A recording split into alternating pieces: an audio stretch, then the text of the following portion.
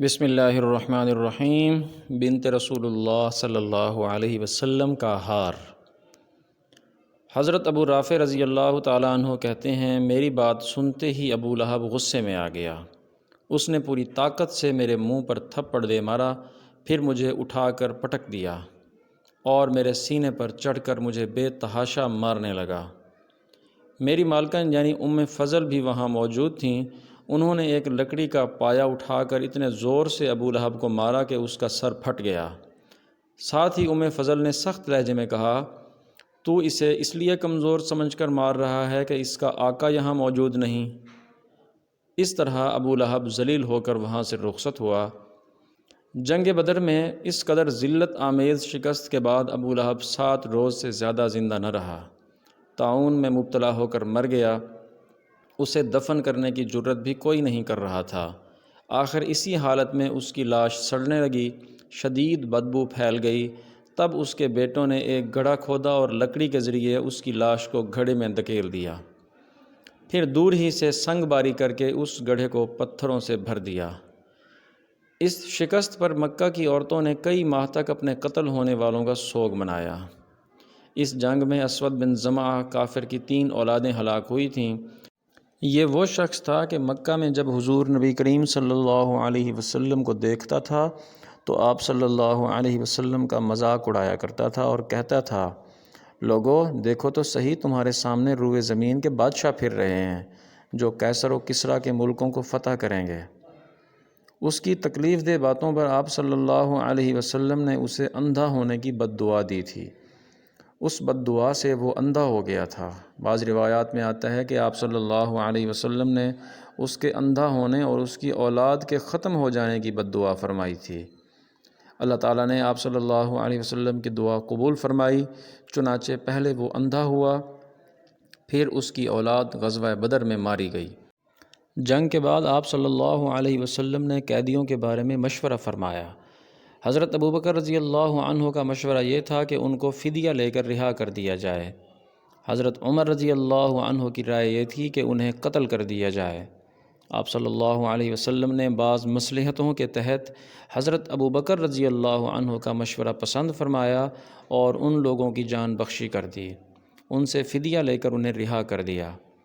تاہم اس سلسلے میں اللہ تعالیٰ نے حضرت عمر رضی اللہ عنہ کی رائے کو پسند کرتے ہوئے سورۃ الانفال کی آیات 67 تا 70 نازل فرمائیں۔ ان آیات میں اللہ تعالیٰ نے واضح کیا کہ ان قیدیوں کو قتل کیا جانا چاہیے تھا۔ بدر کے قیدیوں میں حضور نبی کریم صلی اللہ علیہ وسلم کی بیٹی حضرت زینب رضی اللہ عنہا کے خاوند ابو العاص رضی اللہ عنہ بھی تھے، جو اس وقت مسلمان نہیں ہوئے تھے۔ اس وقت حضرت زینب رضی اللہ عنہ مکہ میں تھیں۔ جب زینب رضی اللہ عنہا کو معلوم ہوا کہ فدیہ لے کر رہا کرنے کا فیصلہ ہوا ہے تو انہوں نے شوہر کے فدیے میں اپنا ہار بھیج دیا۔ یہ ہار حضرت زینب رضی اللہ عنہا کو ان کی والدہ حضرت خدیجہ رضی اللہ عنہا نے ان کی شادی کے موقع پر دیا تھا۔ فدیے میں یہ ہار ابو العاص رضی اللہ عنہ کا بھائی لے کر آیا تھا۔ اس نے ہار حضور صلی اللہ علیہ وسلم کی خدمت میں پیش کیا۔ ہار کو دیکھ کر حضرت صلی اللہ علیہ وسلم کی آنکھوں میں آنسو آ گئے اور حضرت خدیجہ رضی اللہ عنہا یاد آ گئیں۔ آپ صلی اللہ علیہ وسلم نے صحابہ کرام رضی اللہ عنہم سے فرمایا، تم مناسب سمجھو تو زینب کے شوہر کو رہا کر دو اور اس کا یہ ہار بھی واپس کر دو۔ صحابہ رضی اللہ عنہم نے فوراً کہا، ضرور یا رسول اللہ۔ چنانچہ ابو العاص رضی اللہ عنہ کو رہا کر دیا گیا اور حضرت زینب رضی اللہ عنہا کا ہار لوٹا دیا گیا۔ البتہ آپ نے ابو العاص رضی اللہ عنہ سے یہ وعدہ لیا تھا کہ مکہ جاتے ہی وہ حضرت زینب رضی اللہ عنہا کو مدینہ بھیج دیں گے۔ انہوں نے وعدہ کر لیا۔ یہاں یہ بھی واضح رہے کہ حضرت زینب رضی اللہ عنہا کی شادی ابو العاص رضی اللہ عنہ سے اس وقت ہوئی تھی جب حضور صلی اللہ علیہ وسلم نے اسلام کی دعوت شروع نہیں کی تھی۔ جب حضور صلی اللہ علیہ وسلم نے اسلام کی دعوت شروع کی تو مشرکین نے ابو العاص رضی اللہ عنہ پر زور دیا تھا کہ وہ حضرت زینب رضی اللہ عنہا کو طلاق دے دیں، لیکن انہوں نے ایسا کرنے سے انکار کر دیا تھا۔ البتہ ابو لہب کے دونوں بیٹوں نے حضور صلی اللہ علیہ وسلم کی بیٹیوں حضرت رقیہ اور حضرت ام کلثوم رضی اللہ عنہا کو طلاق دے دی تھی۔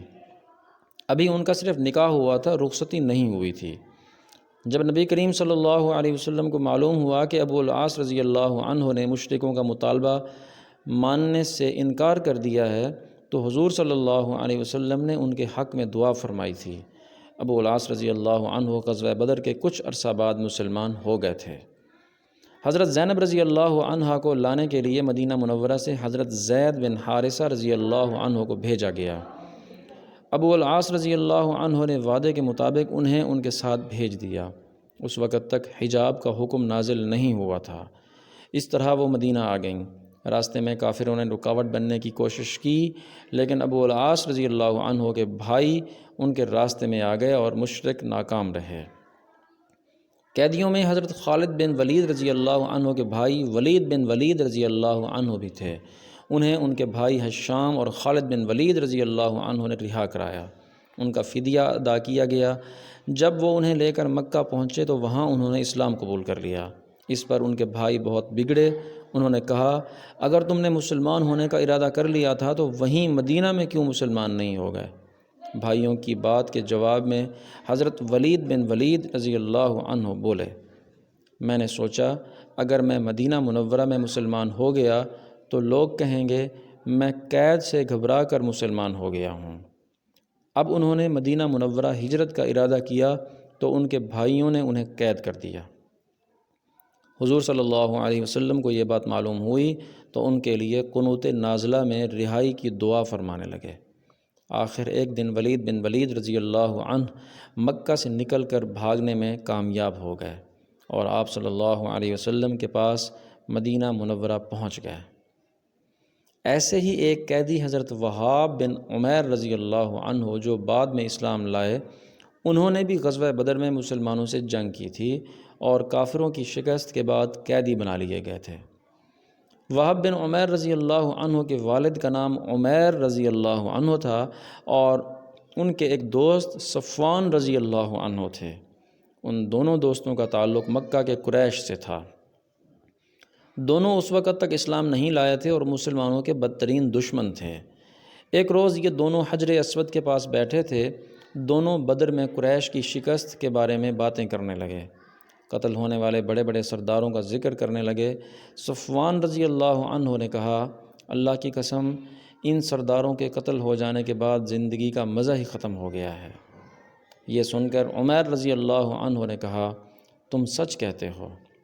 خدا کی قسم اگر مجھ پر ایک شخص کا قرض نہ ہوتا اور مجھے اپنے پیچھے بیوی بچوں کا خیال نہ ہوتا تو میں محمد صلی اللہ علیہ وسلم کے پاس پہنچ کر انہیں قتل کر دیتا، معاذ اللہ۔ میرے پاس وہاں پہنچنے کی وجہ بھی موجود ہے۔ میرا اپنا بیٹا وہاں ان کی قید میں ہے، وہ بدر کی لڑائی میں شریک تھا۔ یہ سننا تھا کہ صفوان رضی اللہ عنہ نے وعدہ کرتے ہوئے کہا، تمہارا قرض میرے ذمے ہے، وہ میں ادا کروں گا، اور تمہارے بیوی بچوں کی دیکھ بھال بھی میرے ذمے ہے۔ جب تک وہ زندہ رہیں گے میں ان کی کفالت کروں گا۔ عمیر رضی اللہ عنہ نے یہ سن کر حضور صلی اللہ علیہ وسلم کے قتل کا پختہ عزم کر لیا اور کہا، بس تو پھر ٹھیک ہے، یہ معاملہ میرے اور تمہارے درمیان راز رہے گا، نہ تم کسی سے اس بات چیت کا ذکر کرو گے نہ میں۔ صفوان رضی اللہ عنہ نے وعدہ کر لیا۔ عمیر رضی اللہ عنہ نے گھر جا کر اپنی تلوار نکالی، اس کی دھار کو تیز کیا اور پھر اس کو زہر میں بجھایا، پھر مکہ سے مدینہ کا رخ کیا۔ مسجد نبوی میں پہنچ کر عمیر رضی اللہ عنہ نے دیکھا کہ حضرت عمر رضی اللہ عنہ کچھ دوسرے مسلمانوں کے ساتھ بیٹھے غزوہ بدر کی باتیں کر رہے تھے۔ حضرت عمر رضی اللہ عنہ کی نظر ان پر پڑی تو فوراً کھڑے ہوئے، کیونکہ انہوں نے عمیر رضی اللہ عنہ کے ہاتھ میں ننگی تلوار دیکھ لی تھی۔ انہوں نے کہا، یہ خدا کا دشمن ضرور کسی برے ارادے سے آیا ہے۔ پھر وہ فوراً وہاں سے نبی اکرم صلی اللہ علیہ وسلم کے حجرہ مبارک میں گئے اور عرض کیا، اللہ کے رسول، خدا کا دشمن عمیر ننگی تلوار لیے آیا ہے۔ حضور صلی اللہ علیہ وسلم نے ارشاد فرمایا، عمر اسے میرے پاس اندر لے آؤ۔ سیرت کا یہ مبارک سلسلہ جاری ہے۔ آپ سے گزارش ہے کہ چینل کو سبسکرائب کریں، ویڈیو کو لائک کریں اور اسے دوستوں کو شیئر کریں۔ آپ کے تعاون کا شکریہ۔ جزاکم اللہ خیراً کثیرا۔